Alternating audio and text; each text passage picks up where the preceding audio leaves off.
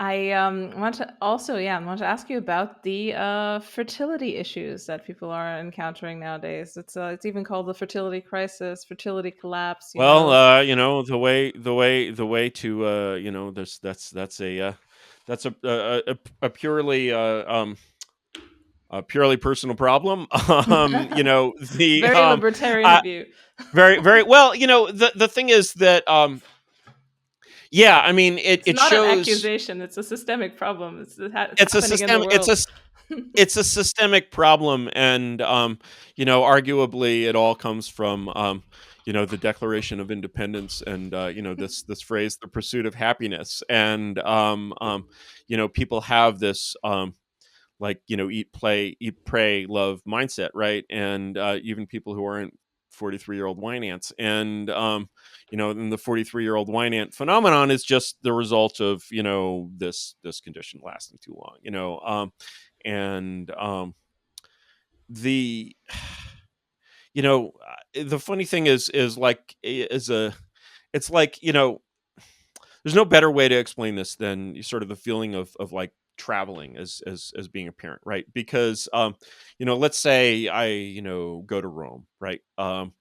The idea of going to Rome as, or I never, no, I was in Rome as an individual. The idea of, but it was like a business thing, so I didn't get to see much of Rome. But the idea of being, in Rome as like a single tourist is one thing. The idea of being in Rome with your wife is a much better and much funner thing in every possible respect. And then when you have like a 2-year-old, you're like, wow, I could be in Rome with my wife, or I would be in Rome with my wife and this screaming monster, right? And wouldn't it be wonderful if we could just like stroll around without the screaming monster? And then when you're like, at a certain point, that flips around, and now you're like, wow, the only reason it's fun to go to Rome is to like show my 10-year-old Rome, right? And have her be amazed by that. Um, and I would be like, why would we want to go to Rome without our kids, right? That's ridiculous, right? It would be so boring. Like, what would you do? We're like, oh, painting, cool painting. Yeah, wow, yeah. And so having that, certainly that idea of like parenting, and just exposes you to a completely different sense of kind of the purpose of existence. And then, once you're a parent, you basically look back at your single friends and you're just like, oh, I see your purpose is to in life is to have fun. Well, have fun with that, I guess. They have a lot of good drugs these days you can take. And so like that leads to this idea. I mean, the people who wrote Pursuit of Happiness didn't even really mean it this way, right? They meant, by happiness they really meant human fulfillment. They didn't mean, debauchery, right? Yeah, yeah, much more Aristotle, less Yeah, yeah, OnlyFans. yeah. Yeah. less less Marquis de Sade, right? And so essentially, this vision of the purpose of life and community has really been transformed into the vision of the Marquis de Sade. And I think there's a lot of trends in that today that the Marquis would be really very happy with. Related to the family subject, you have children. I am in the process of Hmm. creating life myself. Oh, congratulations! Thank you. Do you have a due date? Do you have a Yeah, it's in July, so it's at the beginning of July. Quite, Yeah, quite soon. congratulations. I'm That's wonderful. expanding as we Yeah. speak. So, homeschooling, or should I give my children, the Lord of the Flies treatment and just send them to a public school and see them. It depends on the parents, it depends on the kids, it depends on everything in the situation. We're homeschooling now. We had them in a private school. Language immersion is an excellent thing. My kids speak Chinese, which is advantageous, I feel. And we've been keeping that up with in homeschooling with various things.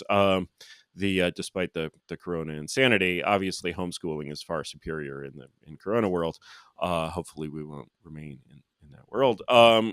The um the thing that, in a way, my answer is sort of related to this, which is, I'll answer a question that a lot of fellow parents ask me, which is basically how do you teach your kids in this world in which this insanity is pumped into their brains. And I think a lot of the reasons that parents opt for homeschooling is to basically prevent that process. And I understand that and of course it varies for every child, and you'll know sort of how rebellious your child is. I always joke that one of my children is a Jew and the other one is an Aryan, because they have different levels of rebelliousness. The but they're both, rebelliousness definitely runs in my family, so they both have a fair component of it. So the thing is that this might not work for some kids. So, any parenting advice should include the phrase, this should not might not work for some kids. The thing that you can do is basically imagine that you're living in a Catholic country, but you're an atheist or a fucking Jew or something like that, right? I was in this situation, right? Because I was in when my father was posted to Cyprus, I was in Nicosia and I went to the English school, which was a sort of odd choice because it was a faux British public school rather than the American school. And we not only did we wear uniforms, we had to sing Anglican hymns every morning, and RI, which meant religious instruction, was on the menu, on the schedule.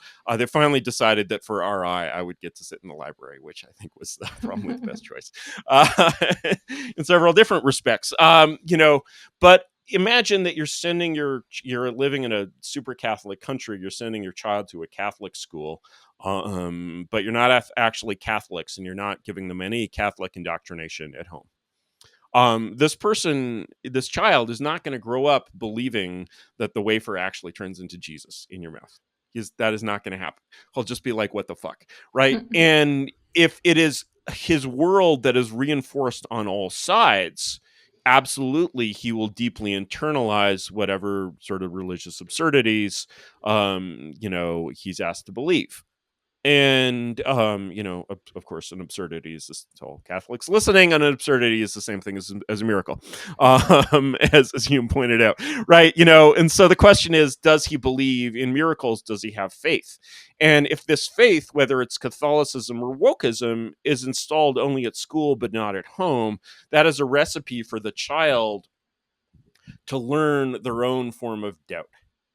Because and so you're actually teaching them to think skeptically in a way where it's not apparent to anyone that you're doing this. And so what happens is the child starts to see their own cracks in this, and it's never reinforced at home. And so they're just like, wait a second.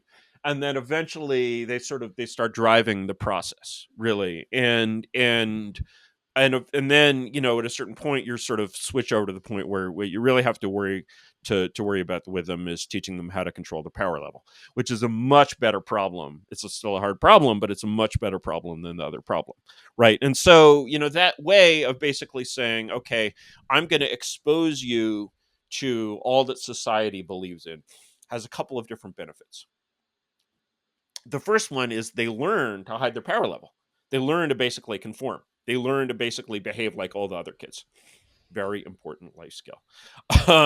And secondly, they develop these doubts because they're seeing these absurdities and they're not being told to believe them at home. And so that's one way of doing it. Another way of doing it is just raise them in a goddamn bubble and like let them know that the world outside is the pit, right? And to not coin a phrase, right? And the that's an approach which I believe works for some people. Of course, it's a little more of a high wire game in some senses. The other thing about taking the approach that I advocated and that I've taken is sort of your worst case scenario is that your child ends up a true believer, which is going to be potentially pretty shitty for your relationship with them. However, for them, it might be ideal, right? So it's kind of you've got a kind of win-win situation going on when you do that. And the more important thing about homeschooling versus public schooling is just the incredibly shitty quality of the schooling that you'll get, which is probably honestly a lot better Yeah. in Romania in some ways. Yeah, it Certainly in depends. math. Yeah, it used to Yeah, be. It used to be like it's yeah, subject to the yeah. same entropy as everywhere, and yeah. Yeah, Yes. yeah. Well, that's one of the things the Soviet system was good at, right? And Yeah, you you need can't say they were centralized control for some things. Well, math they were a apparently. lot. They were bad at a lot of things, but math was not one of them. Yeah, And, yeah. That was a cool yeah. thing about our schooling